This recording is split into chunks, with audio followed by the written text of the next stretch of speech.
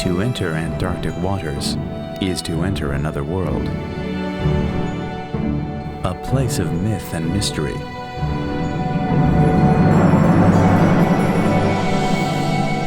Seemingly inhospitable.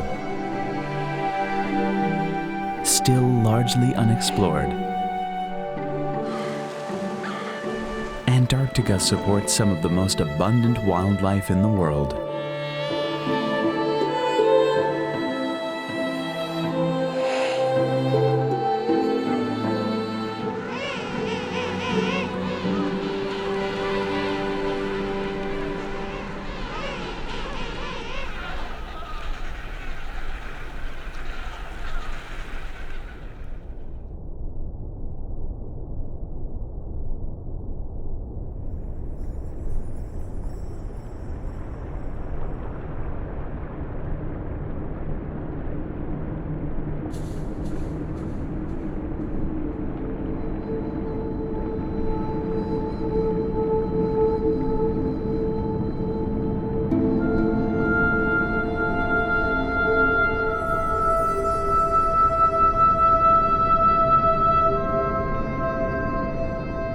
To enter Antarctic waters is to enter another world.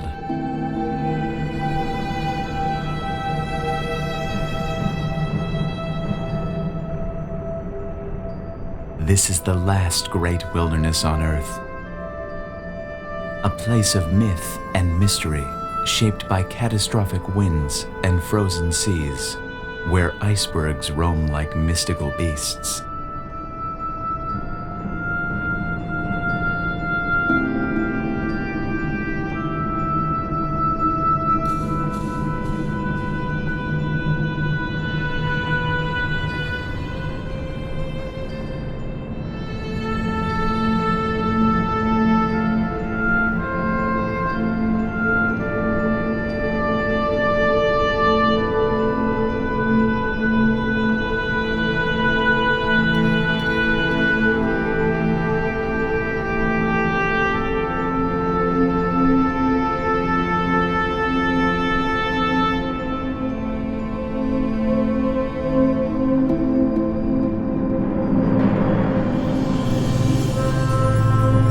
Surrounded by the mighty Southern Ocean, and often obscured by fog and cloud, here lies the fifth largest continent, the White Continent, the Crystal Desert.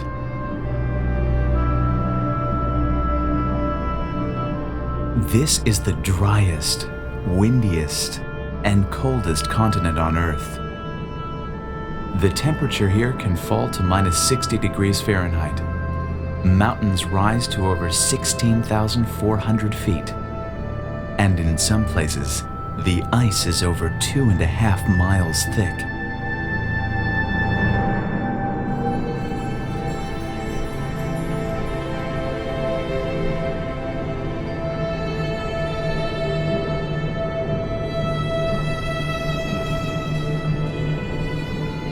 Although covered in ice, the continent's history is one of fire and brimstone.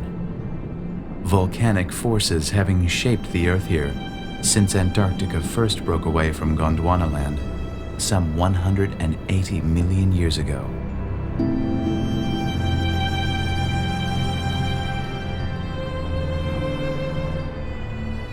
This contrast of ice and fire makes for a landscape seemingly inhospitable. But Antarctica, in fact, supports one of the greatest abundances of wildlife on Earth. Highly evolved, highly specialized creatures thrive here, the most iconic of which is the penguin.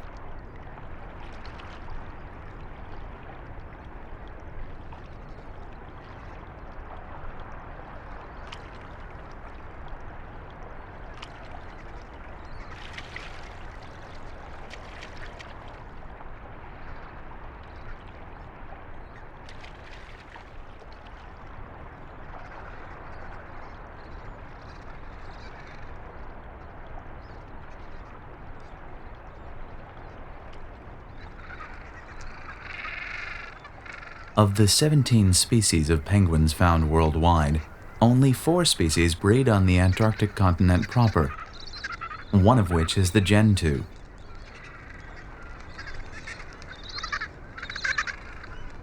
With their distinctive orange lipstick markings and clumsy demeanor, these are considered the gentlefolk of the 3 species of brush-tailed penguin.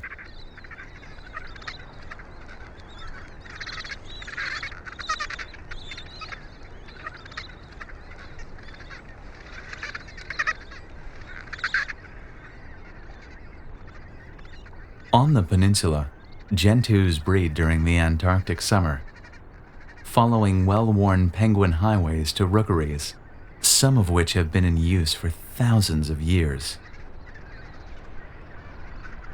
Their colonies can be found quite some distance inland from the sea, with the gentoo renowned for its excellent choice in real estate. Every nest, a nest with a view.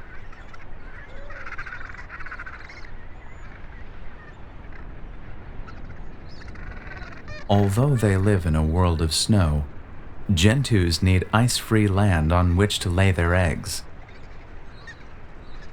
Rocky slopes and ridges offer just such a place, and later provide the chicks ample opportunity to work on their suntan.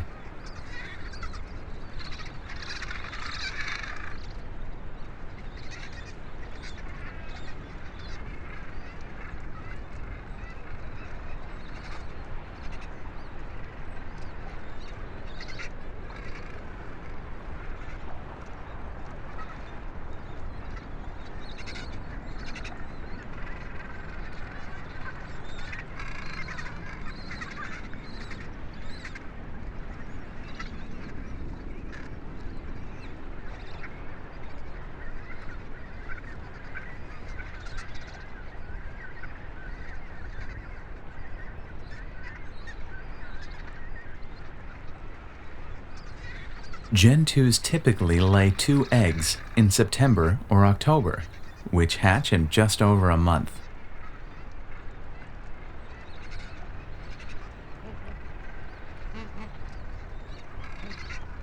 Even in a good year, both chicks are unlikely to survive, with a staggering 90% mortality of chicks under the age of 3.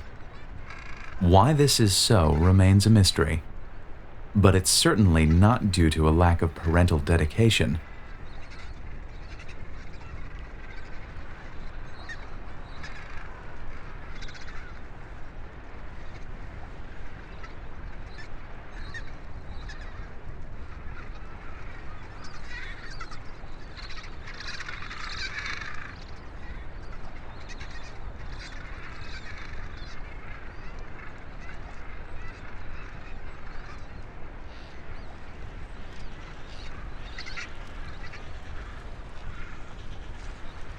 For the gentoo, pebbles are like gold.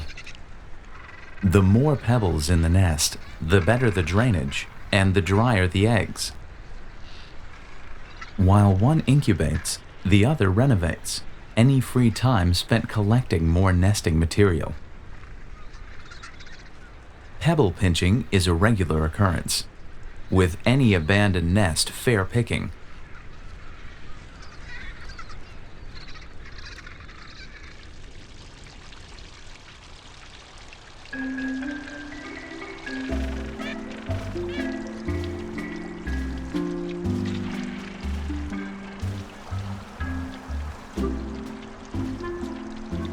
Gentoo parents return to sea to fish as often as every 6 to 8 hours, which is much more frequently than the other brush-tailed species. Diving deeply, rather than roaming as widely as the adelies and chinstraps, they stay close to shore. This enables them to return to their nests at the end of the day, preferring to spend the night with the family.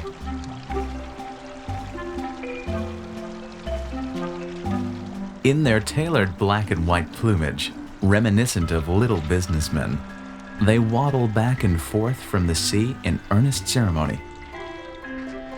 Theirs is a very busy life indeed.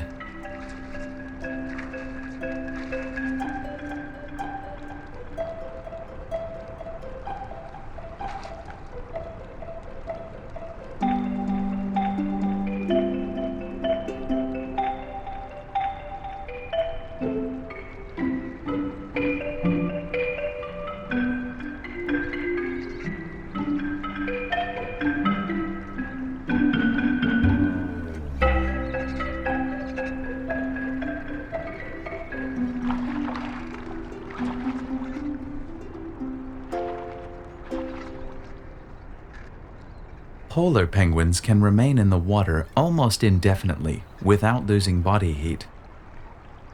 Their stout bodies designed more like mammals, and their flightless feathers adapted solely for insulation.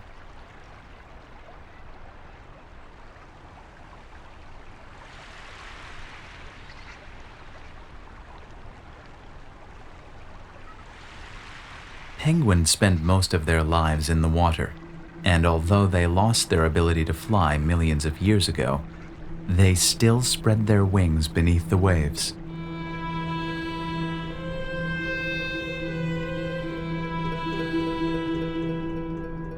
Using their feet as rudders and their fast-beating wings for propulsion, the Gentoo can achieve speeds of up to 13 miles per hour in short bursts, porpoising like miniature dolphins.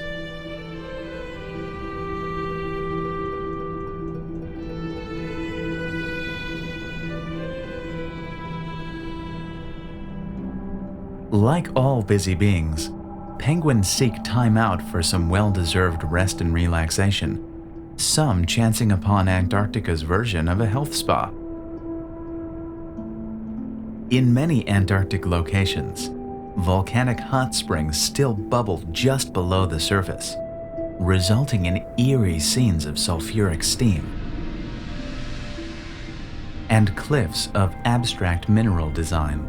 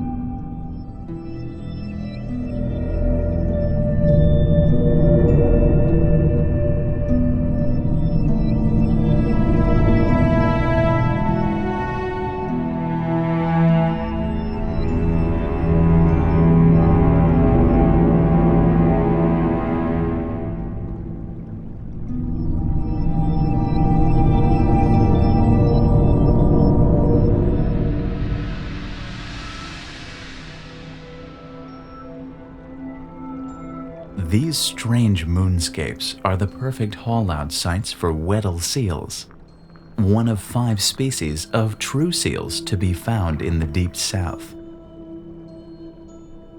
True seals are true polar animals. They rely entirely on their blubber layer for insulation, unlike other seals which have thick fur coats. Weddells, like other true seals, have few external organs, so their bodies are wonderfully streamlined for maximum efficiency in the water. Weddells must spend many hours ashore at a time, reoxygenating their bodies after feeding dives to depths of up to 1,300 feet, lasting as long as 80 minutes. These 1,000-pound gentle giants are renowned for their underwater singing and their beautiful mottled pelts.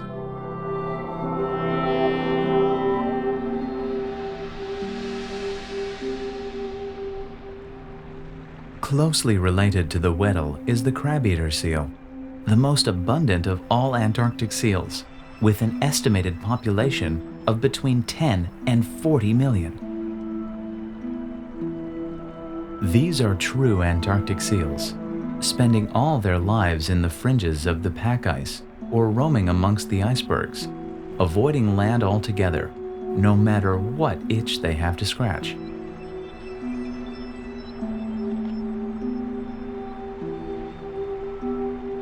Like all true seals, the crab-eaters cannot use their forelimbs for walking, so movement across ice rather than land is much easier and more fun.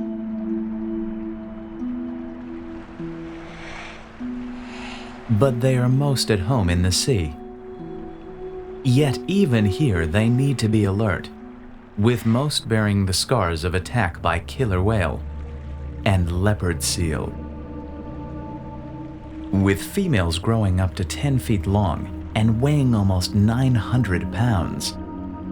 This is Antarctica's top predator. Equipped with powerful jaws, sinuous neck, and a large reptilian head, the leopards are most notorious for their appetite for other warm-blooded animals.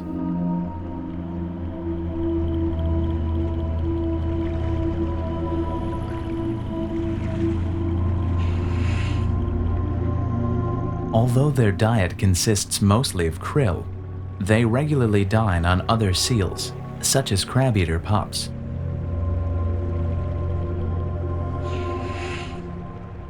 And stalk the ice edge for unwary penguins.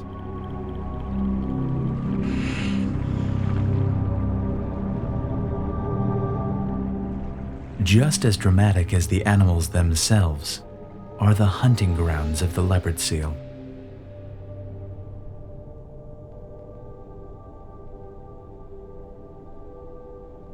"99% of the Antarctic continent is covered by glacial ice, with its landscape sculpted by massive glaciers millions of tons in weight and often many miles long and wide. If all this ice were to melt, the sea level could rise as much as 260 feet. Although these ornate tongues of ice may appear static, they are anything but, with some glaciers advancing or retreating as fast as 6,500 feet per year. On the shoreline, towering walls of ice gather strength, massive upheavals from within pushing them to breaking point. The sound of ice under pressure, called white thunder, issues a warning to all.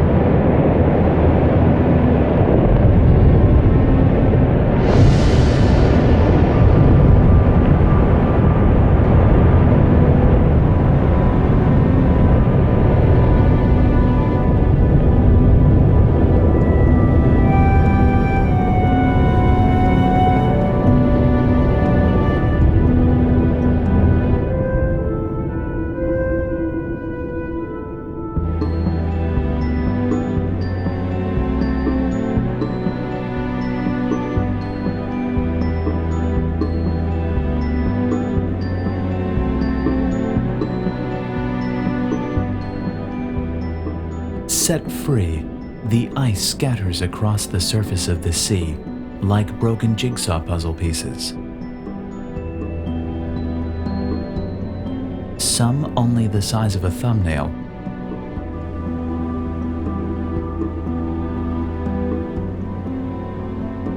others the size of a small country.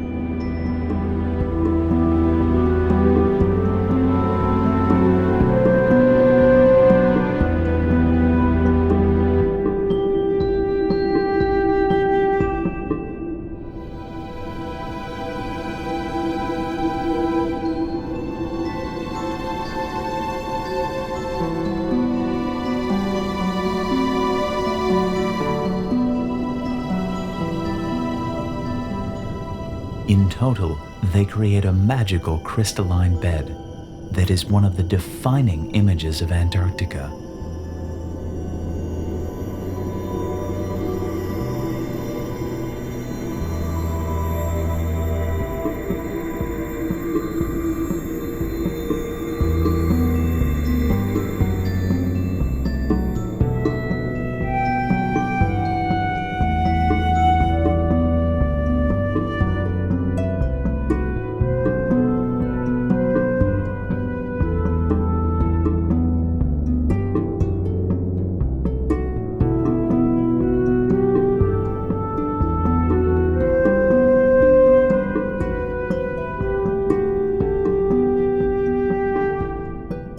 Some will drift around the Southern Ocean for months, even years. Others will wash up on the peninsula shores, tumbling like jewels and creating surreal galleries of frozen art.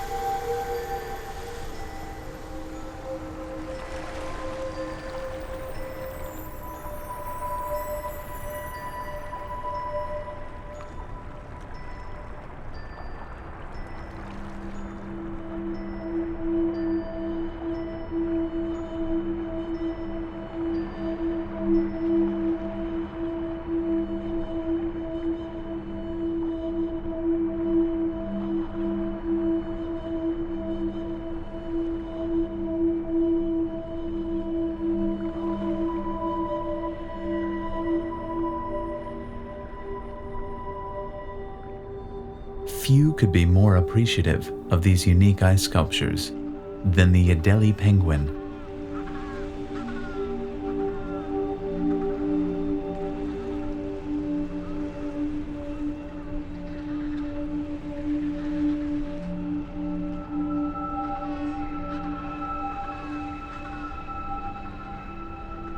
Although penguins extract all the water they need from their prey to survive, a mouthful of ice is a quick thirst quencher. The bergs also seem to inspire a certain artistic flair, with these miniature ice sculptors defending their creations with true creative ego.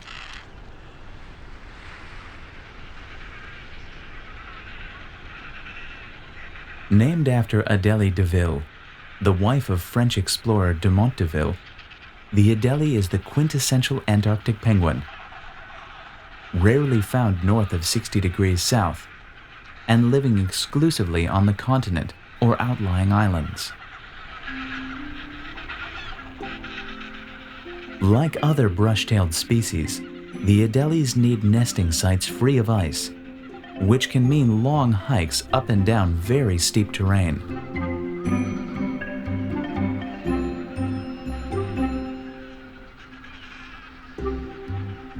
But where there's a will, there's a way. And the steeper the climb, the more inventive the bird.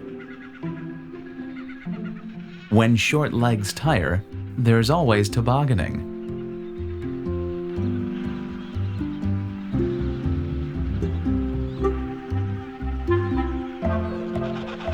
Their perseverance would make even Shackleton proud.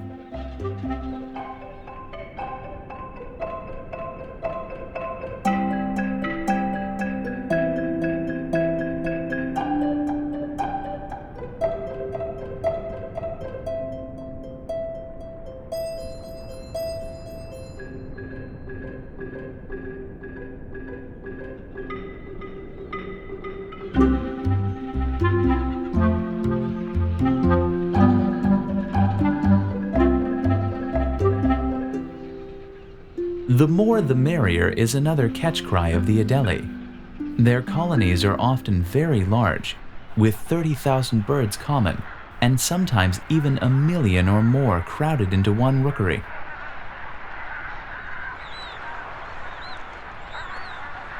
The older, more experienced birds occupy the rookery's interior, returning to rebuild the same nests year after year.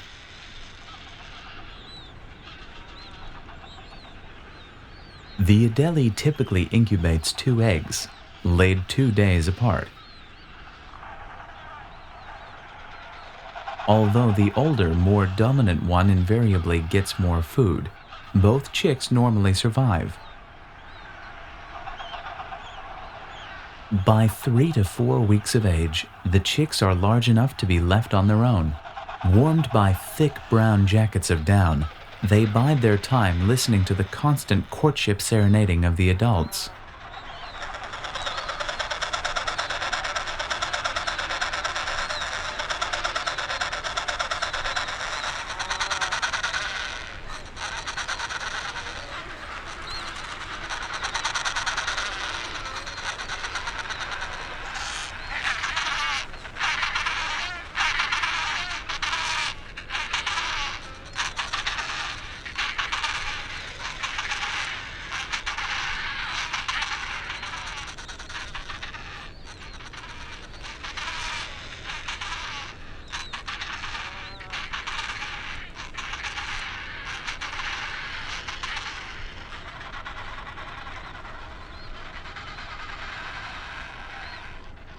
At first, parents alternate time on the nest, but after 3 weeks, both must go to sea to gather enough krill to sustain their ever-hungry brood.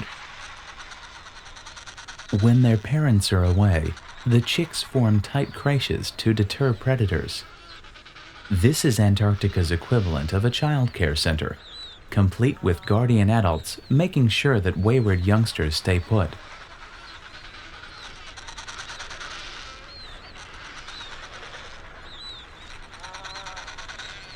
It's then just a matter of patience for the chicks. some counting snowflakes to while away the time. Others dreaming. Yet others keeping boredom at bay with little games of tag.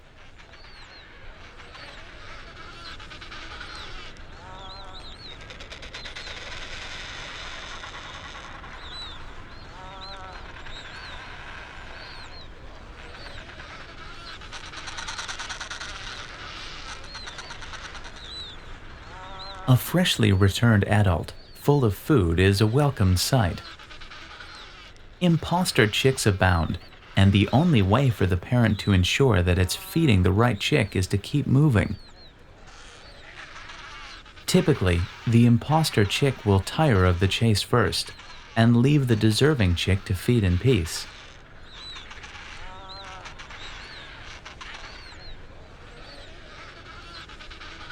Well, that's the theory.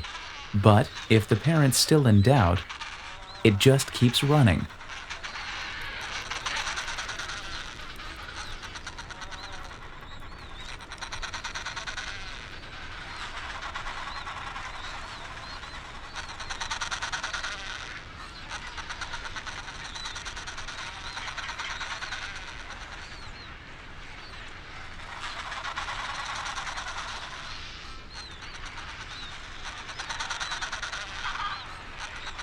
Although there is definite order amongst the apparent chaos of a penguin colony, life generally for the Adelie is pretty harsh. Often disorienting.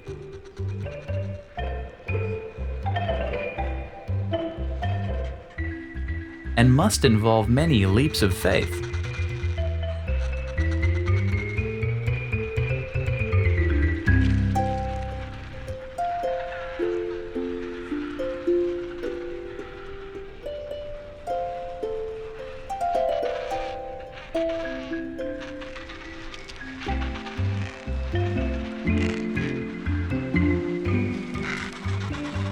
Relative to size, penguins are heavier than other birds, and often clumsy on land.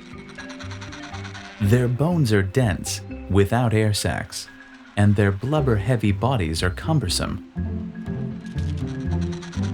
While other birds can soar above treacherous terrain, the penguins must navigate step by step, holding out their wings for balance and gripping the surface with long, sharp toenails.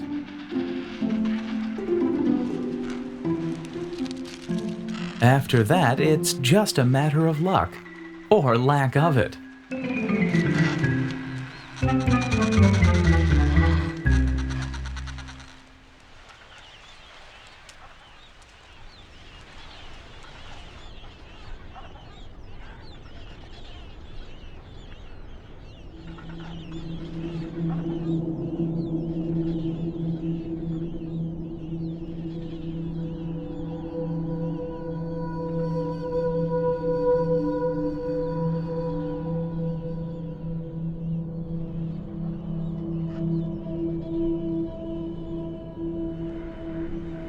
At the onset of winter, the darkening skies and falling temperatures herald the departure of the Adelies.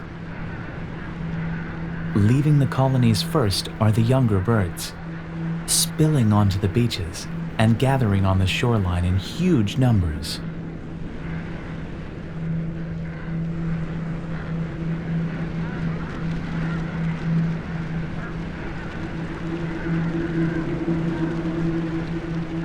Afraid of marauding leopard seals, they enter en masse, skipping across the surface like stones.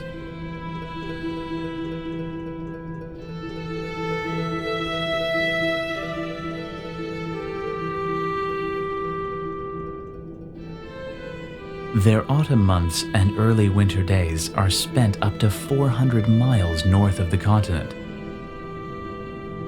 And when they're not following the krill, they're happily adrift on the mighty icebergs.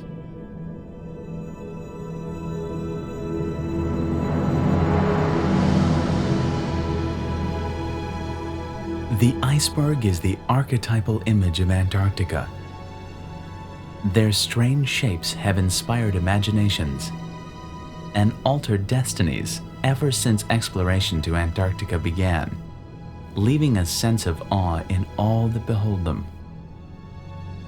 Born from simple snowflakes, compressed over the eons, and given birth to by ice shelves, the tabular bergs are the most distinctive of all, recognizable by their tabletop shapes and sheer walls.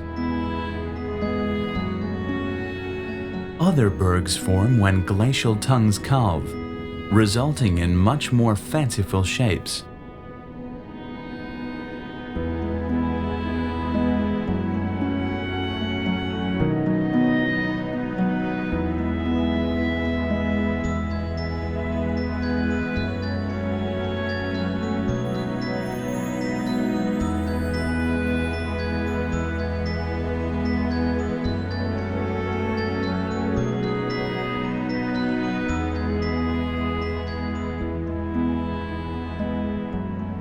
All are time capsules, the shifting seasons and weather conditions of the past frozen in time within their forms.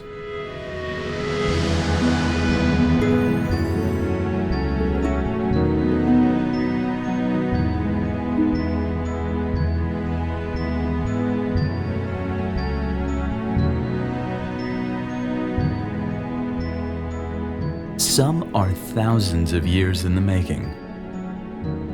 Others drift for many seasons before melting.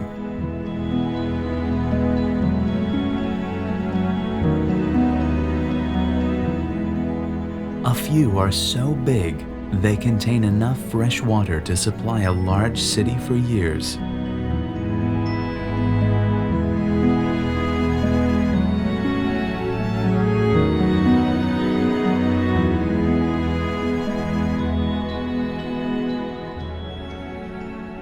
No two are alike.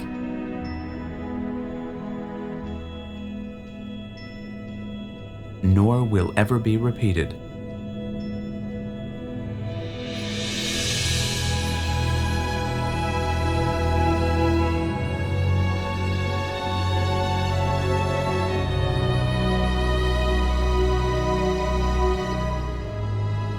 Icebergs vary as much in color as they do in shape. Perhaps the most impressive are the blue ones.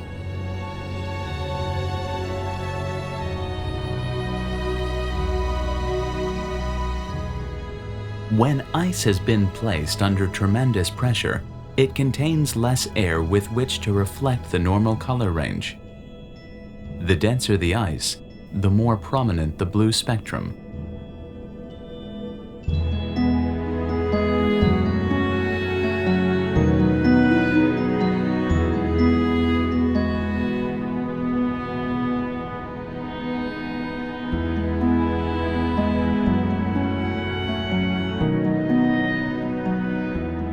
The finishing touch on most icebergs are crystal chandeliers, while distinct lines, like rings in a tree, remind yet again of the many winters and summers of the berg's creation.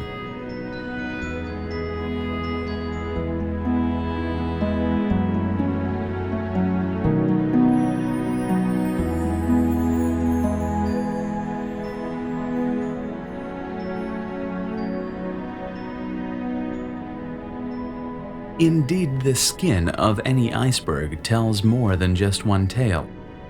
Although 4/5 of a berg remains under the surface, they often roll. When they do, their new topsides can be beautifully scalloped, the result of air bubbles bursting while underwater. When it comes to icebergs and all their variety, Mother Nature certainly demonstrates an inexhaustible creative vision.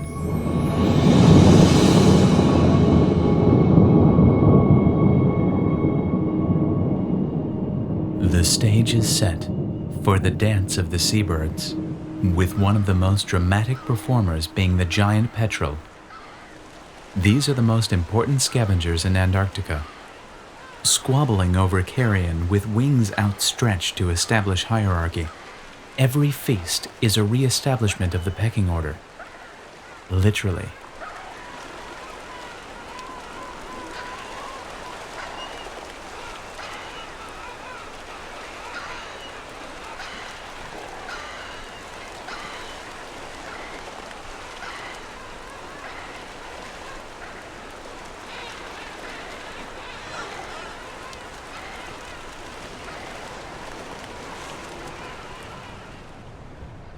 Although smaller than the giant petrel, Antarctica's most ferocious winged predator is the skua.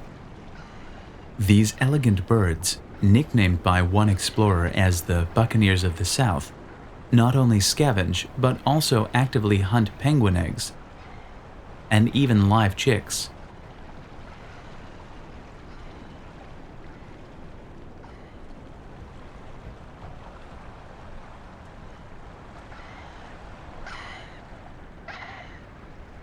Even their romancing has a certain aggressive edge.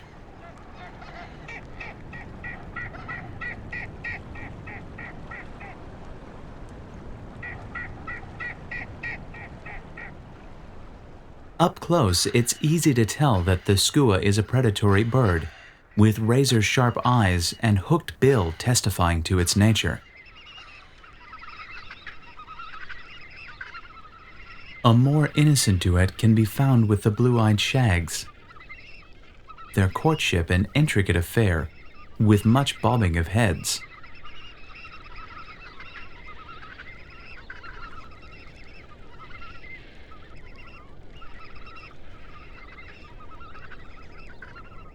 Not to be outdone, the black-browed albatross are also gifted courtship dancers. These are the most common of the albatross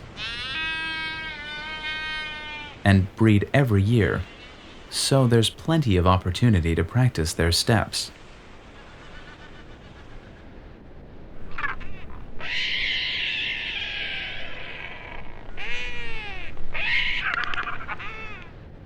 But the masters of ritualized dance are these: the wandering albatross.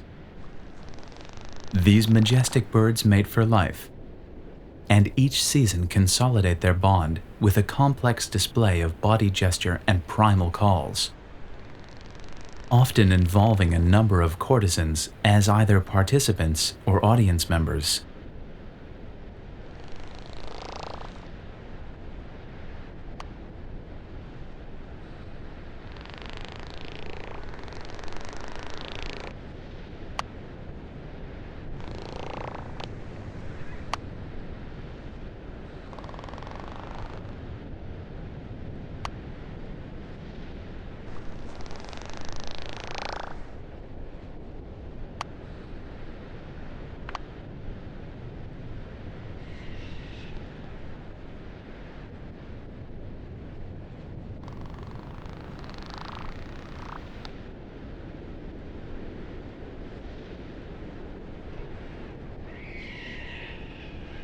These are the largest flying birds on Earth, and do not hesitate to use their impressive 12-foot wingspan for dramatic effect during their ballet.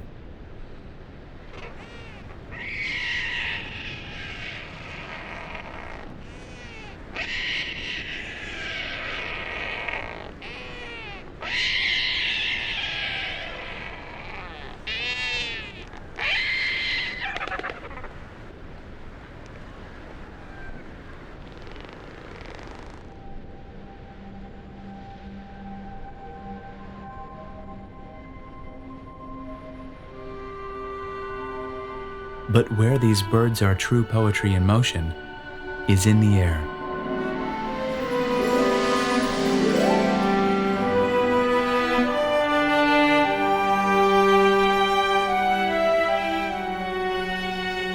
The wanderers are the most oceanic of all seabirds, rarely landing on Earth apart from their brief breeding season.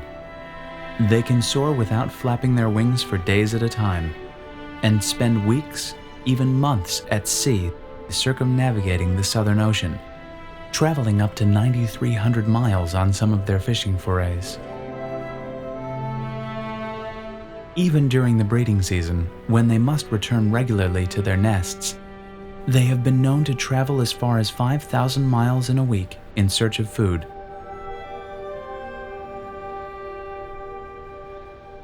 For hungry chicks, such as these of the black-browed albatross, that means a lot of patient waiting. It takes about 8 months before the average albatross chick is fledged. Plenty of time to not only memorize their nesting sites, to which they'll return for the rest of their lives, but also exercise those beautiful wings.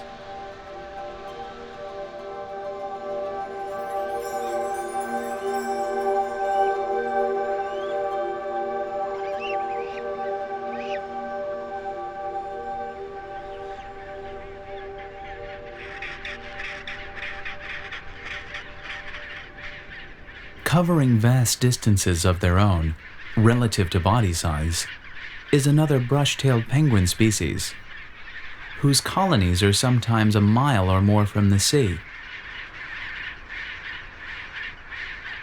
It is the chinstrap, the most boisterous and feisty of all the Antarctic penguins, with a voice box to match their attitude.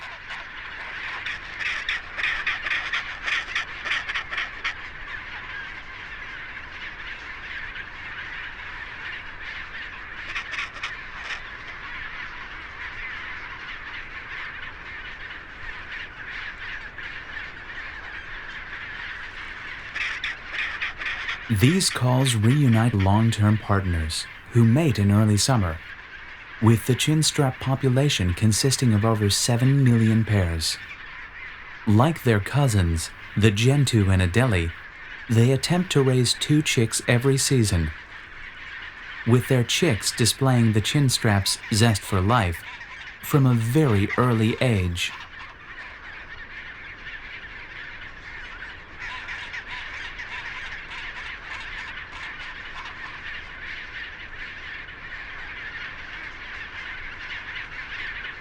Both in attitude and appearance, these penguins are like miniature soldiers. Their helmet-like marking, or chinstrap, giving them their name. They are territorial and quick to pick a fight, with full-scale brawls a regular occurrence within their noisy neighborhoods.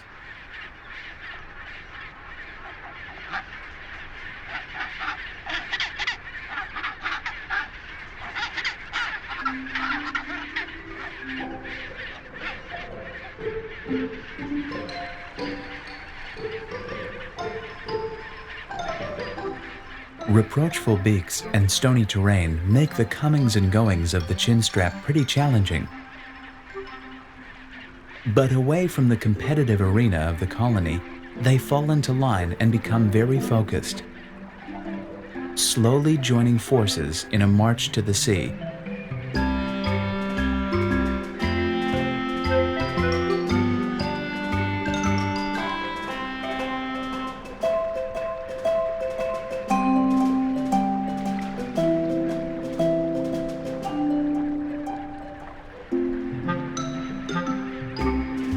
Down on the plateau of Bailey Head on Deception Island, this march concentrates into a true penguin highway,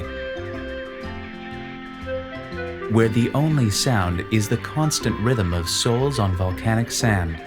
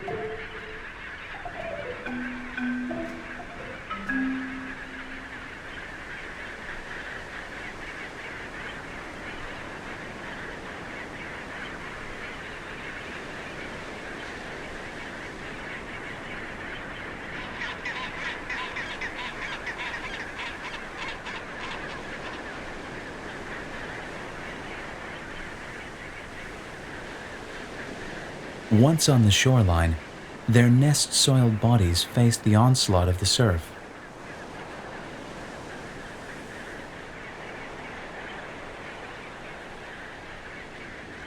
Panicked by potential predators and struggling to regroup with each new wave, the chinstraps take to the sea with various degrees of abandon and skill.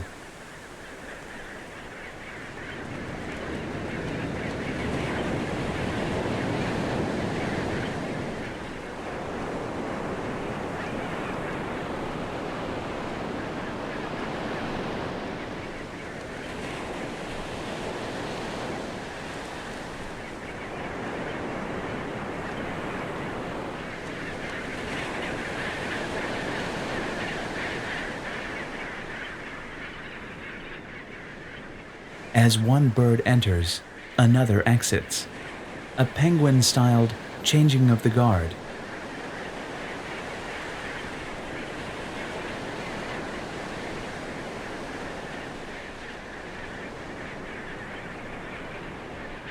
For the newly arrived, it's a matter of unruffling feathers and joining the long march back up to the heavens.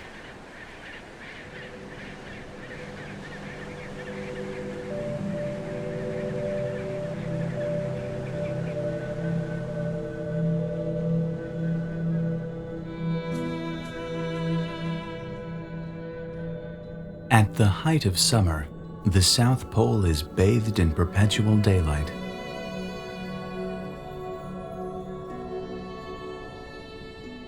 And there is little to compare to the beauty of Antarctica on a cloudless day.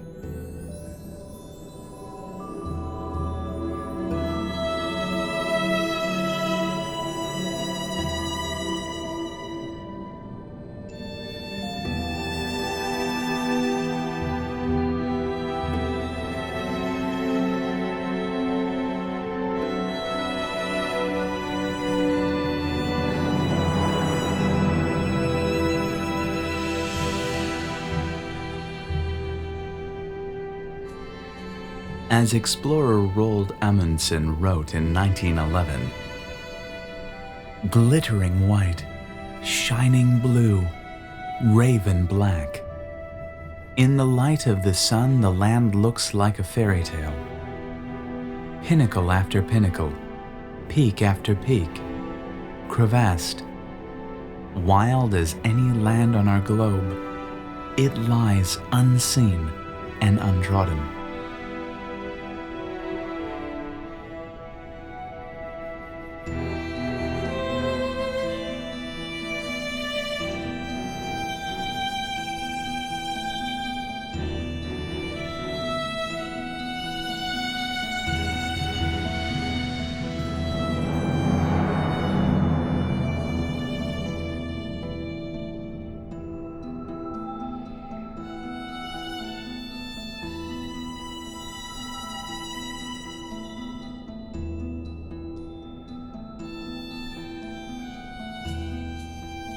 But Antarctica never stays in one mood for long. One moment she may be serene.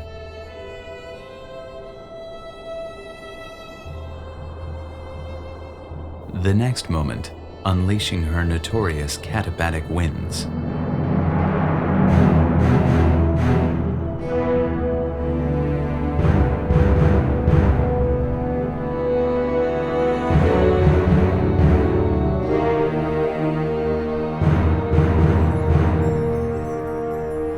Fog and cloud can erase a scene within minutes, and violent blizzards build with incredible speed.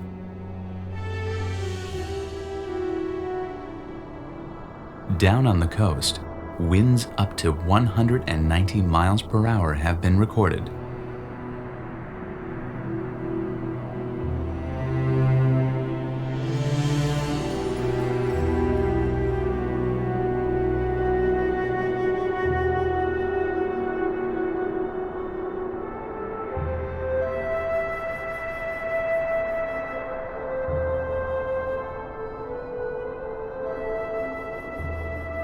Antarctica is, after all, the windiest place on Earth.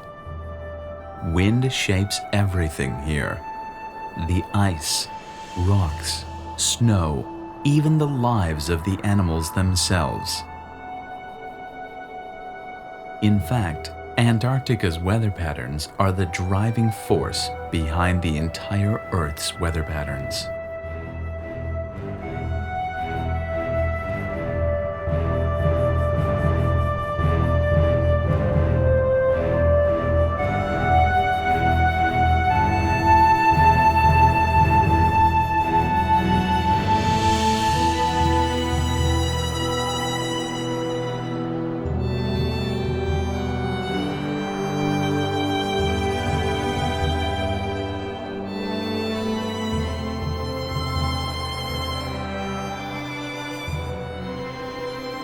Antarctica is a study in impermanence.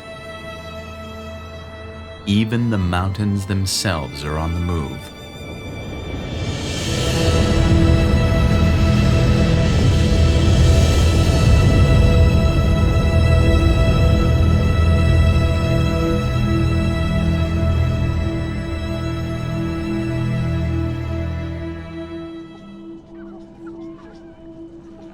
Completely undaunted by and as tough as the elements that shape their environment are the fur seals, one of Antarctica's real survivors.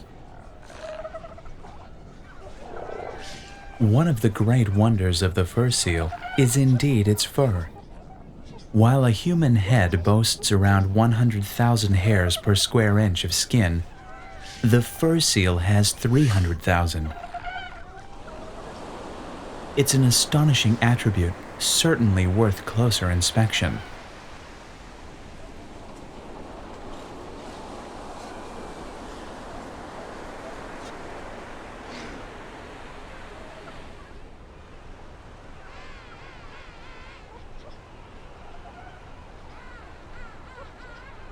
On rare albino or leucistic animals, such as this male, the thickness of the pelt becomes even more obvious.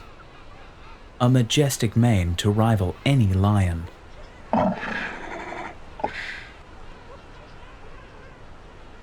Fur seals lack the blubber layer of true seals, so their pelt is their key to survival. Ironically, it was also the cause of their annihilation. Early explorers such as Dampier and Cook reported beaches covered in seals, which soon attracted hunters keen to make their fortune in the clothing trade.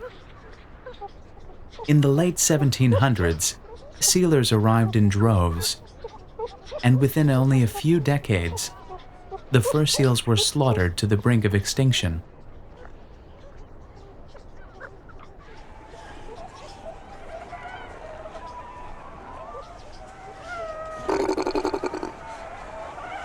That's almost impossible to believe now. South Georgia alone hosting a population of at least 4 million animals.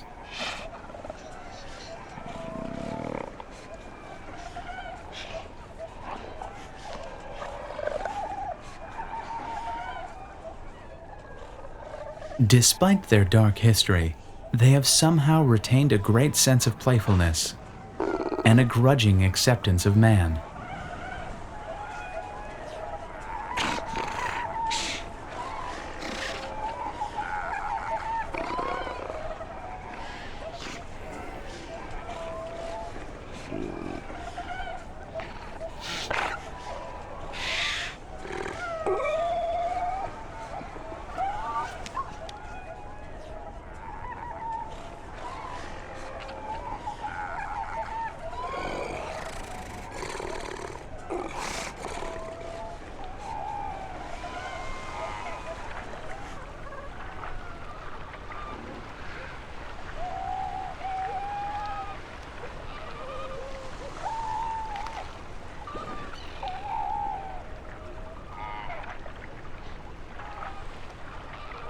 In the eyes of the fur seal, everything's fair game. No stone is left unturned. And no iceberg either.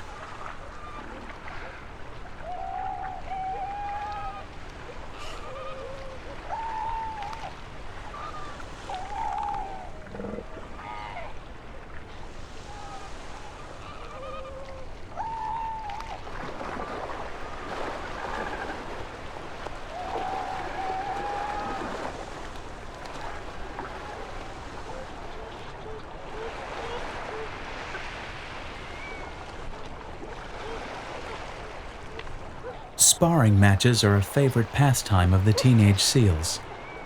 Social bonds are formed, and motor skills are fine-tuned, preparing them for the underwater acrobatics they will need to hunt krill, cephalopods, and fish, and, for the males, the serious physical demands of adulthood.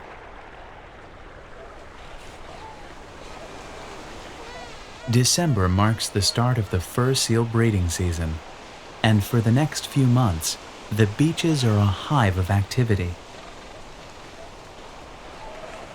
Bulls arrive first and establish territories, and then spend the entire breeding season chasing other bulls out of these territories, in battles that become increasingly bloody as the weeks pass.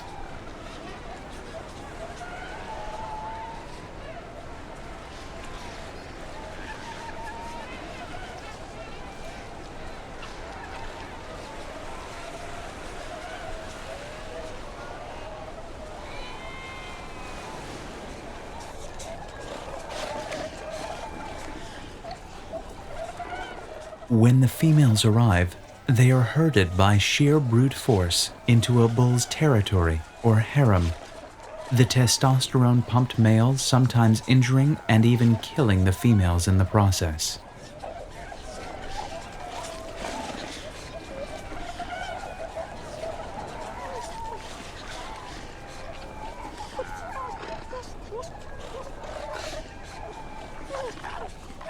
Weighing over 440 pounds, the males are up to 4 times the size of a female, and somewhat hard to resist. It may not be love that conquers all, but the conquests abound. And from late November to early January, a whole new generation is born.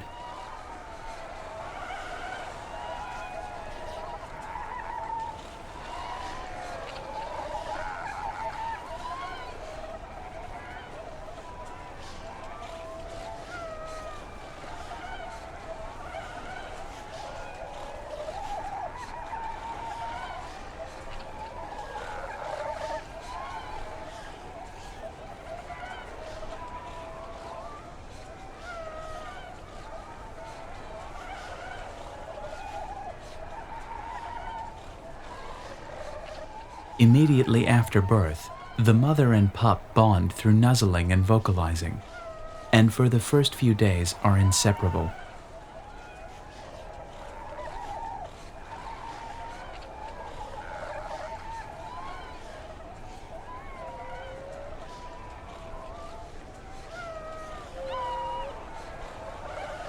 After that, the female must alternate between being with her pup and going to sea in search of food, during which time the innocent youngster must face the big, bad world all on its own.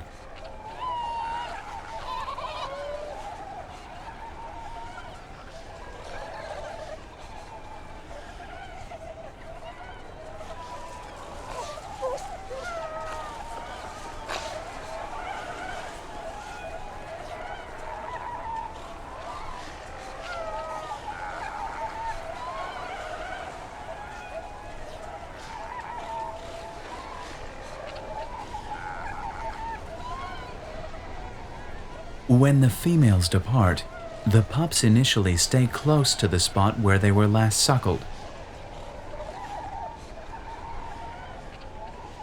But as the weeks pass and their courage builds, their sense of mischief leads them further afield, into the company of others their age.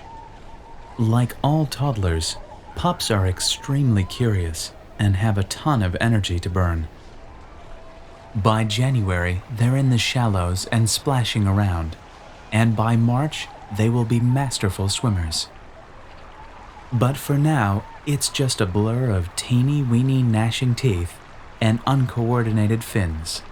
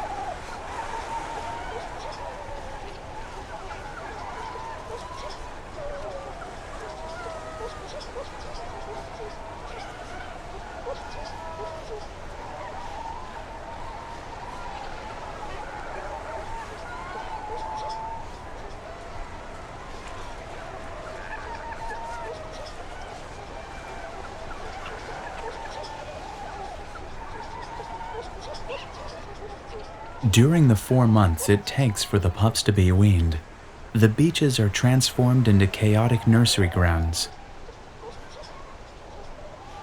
The air filled with a cacophony of mewing voices. The hills blinking with thousands of curious eyes.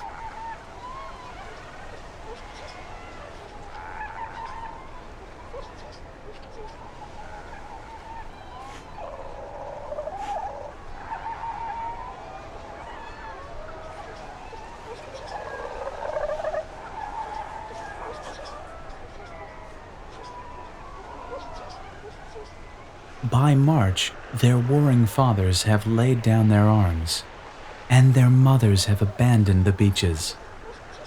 It's time for the pups to live off their fat reserves, test out their swimming strokes, and take to the seas themselves.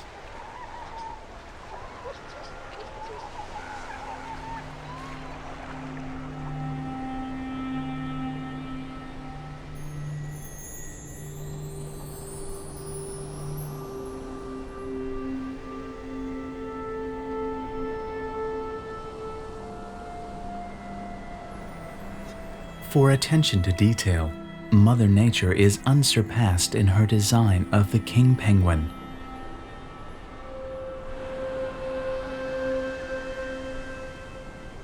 This is the second largest penguin species, after the emperor penguin, with adults standing almost 40 inches tall and weighing up to 30 pounds, distinguishable by their long, elegant flippers and electric yellow markings.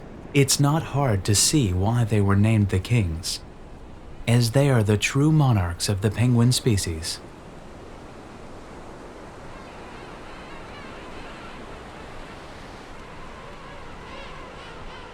Dignified and regal, they parade with shoulders back and beaks held high.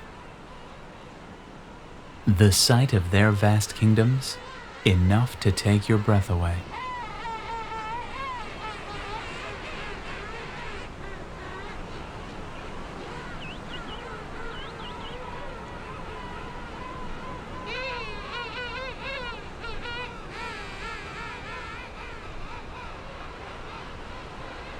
The spectacle of a king penguin colony rivals any wildlife experience on Earth.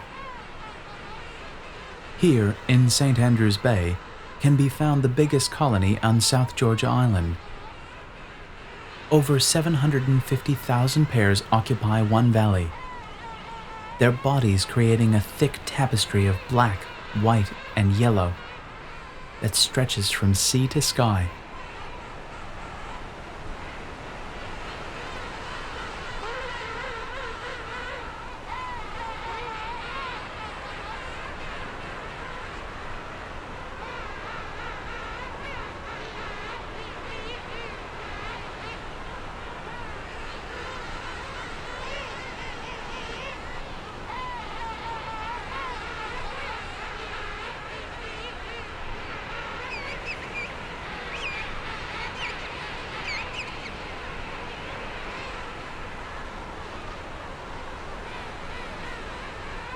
The kings begin to breed at 4 years of age. A mature male displays his readiness to mate by calling out and stretching to his greatest height. If a female is attracted, he will lead her on a solemn march, with saucy strut and head swaying grandly. Although performed in public, this ritual walk is considered very private. If a third penguin interferes, a fight may break out. If you can indeed call this kind of gentleman's tiff a fight.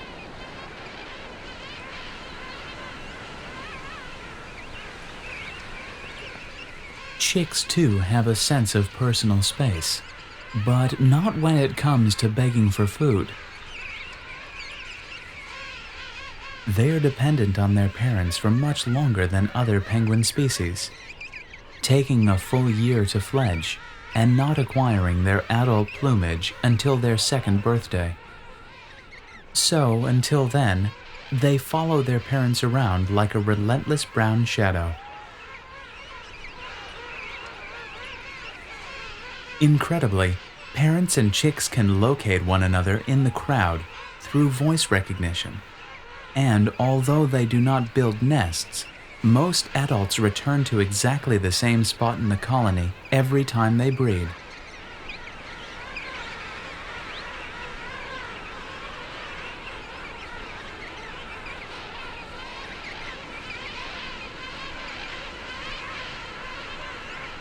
At St. Andrews Bay, the colony is built around the meltwater streams pouring down from the mountains above.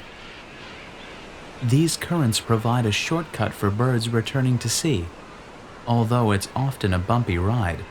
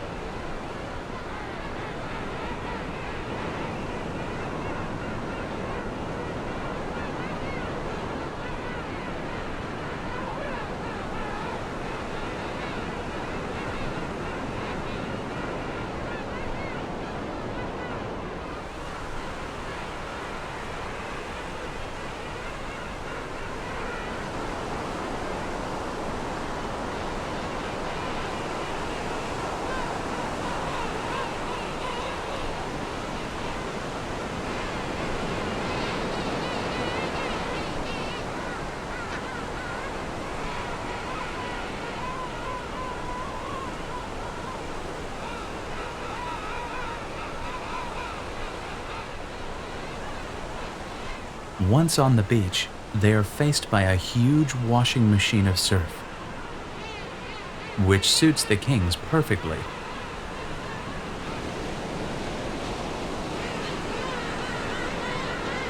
Washing is, after all, high on the birds' agenda. Proud of their plumage, they take cleanliness seriously. Those fresh from the colony spending quality time to free their feathers of guano and grime before beginning their hunting forays.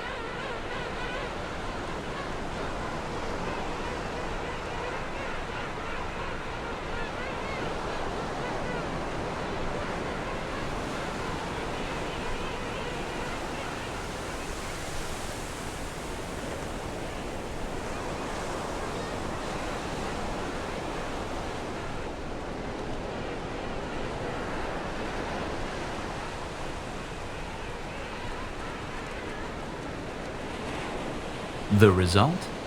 White chests as polished as stones,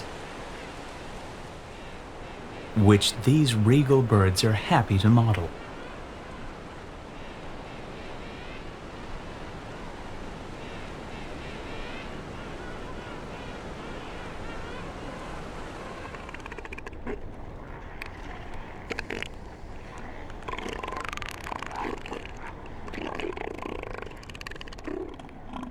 In contrast, others revel in the mud and dirt, making the earth itself come to life.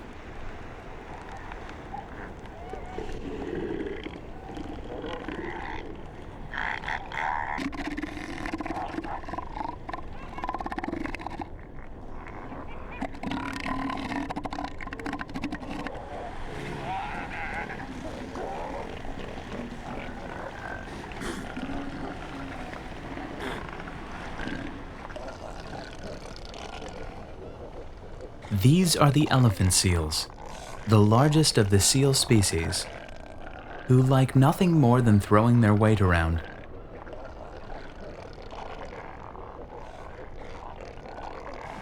Like sumo wrestlers, the young males spend most of their time engaged in fleshy duels, honing fighting techniques they will later use in earnest as 4-ton adults.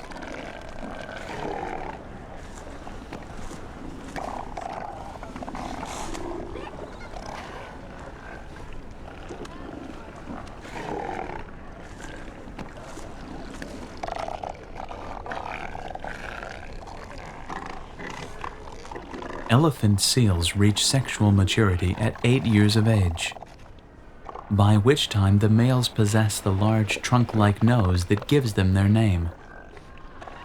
Inflated with air and engorged with blood, such a nose becomes an impressive trumpet with which to intimidate other males.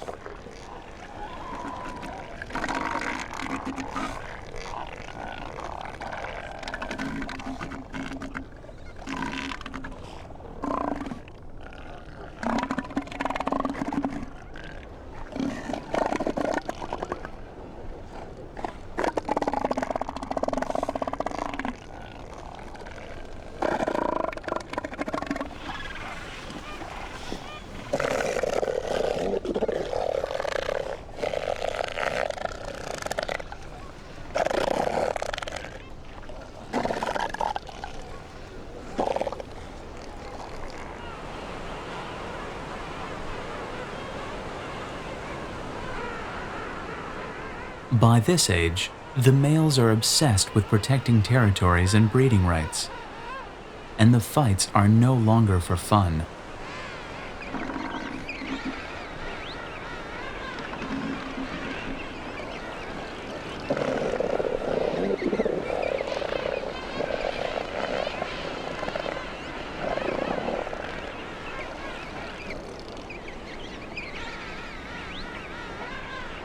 Although lacking grace and often offensive in nature, the elephant seal offers perhaps the best portrait gallery of all Antarctic animals.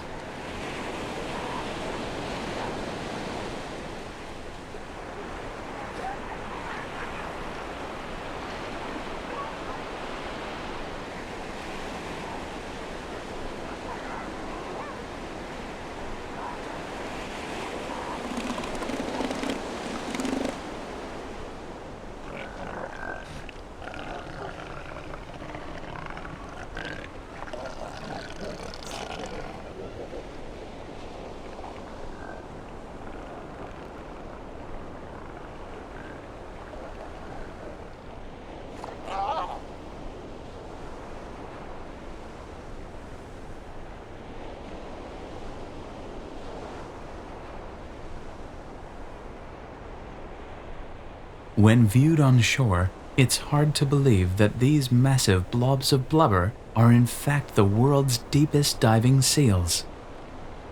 In the pursuit of squid and fish, they regularly descend to depths of over 3,000 feet and can stay down for up to 2 hours at a time. In fact, they spend almost all of their lives at sea, only coming ashore to breed and to molt. The molt takes 3 weeks, during which time the seals bunch together, their combined body temperature helping to speed up the process. During this time, they will replace their entire outer layer of skin and cannot go to sea to feed until it's complete.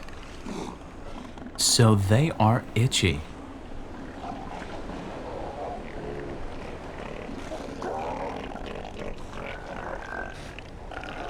Hungry and irritable.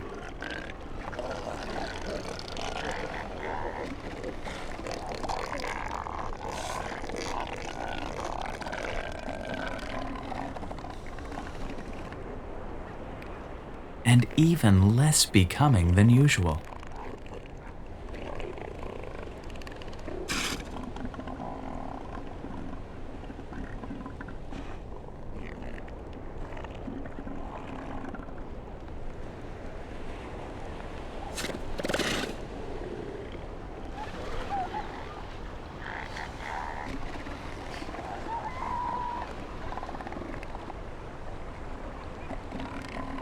Even when earthbound, These water-loving creatures find ways to stay submerged.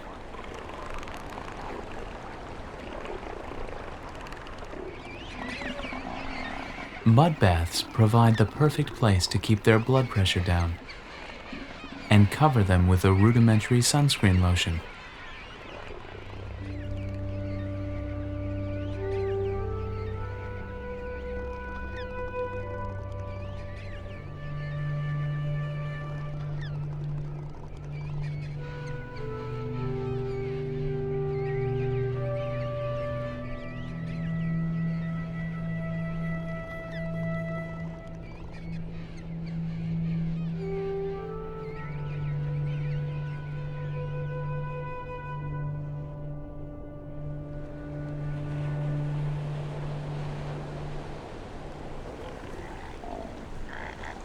But there always seems to be something close by to irritate the elephant seal in those long summer days.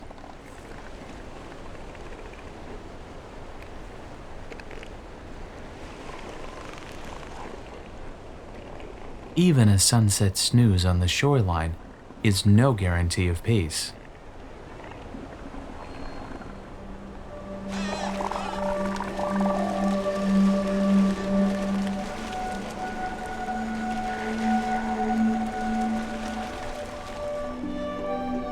Expect the unexpected in the deep south. Only here do flightless birds take flight once again. Only here do elephants dive into darkness. Only here do pristine white landscapes catch on fire, as if the beginning of time was once again beginning.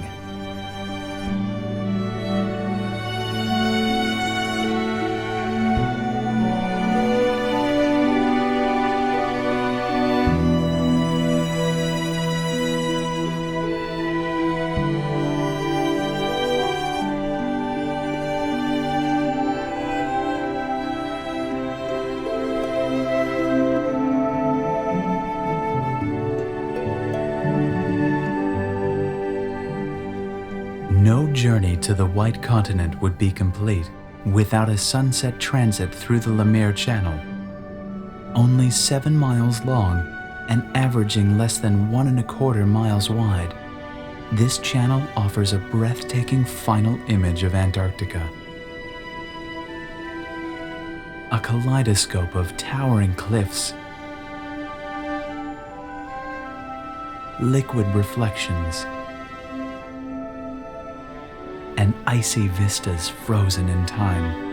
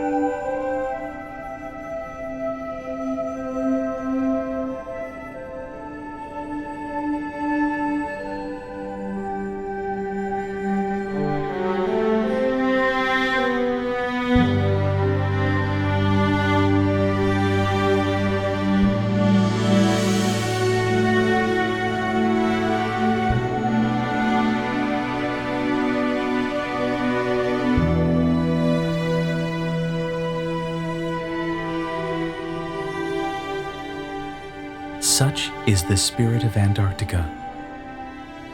Largely pristine, still mostly unexplored, unraveling her secrets slowly. Both omnipotent and fragile, it is a world that touches souls and gives birth to dreams. It is Antarctica Dreaming. A world once experienced, never to be forgotten.